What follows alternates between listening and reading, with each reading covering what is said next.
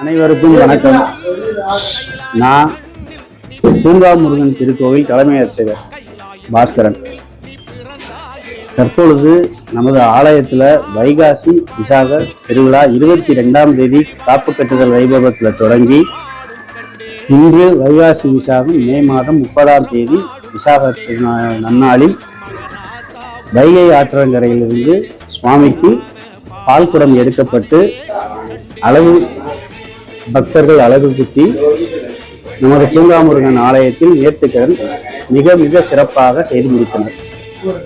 நமது ஆலயத்தில் தற்பொழுது கும்பாபிஷேக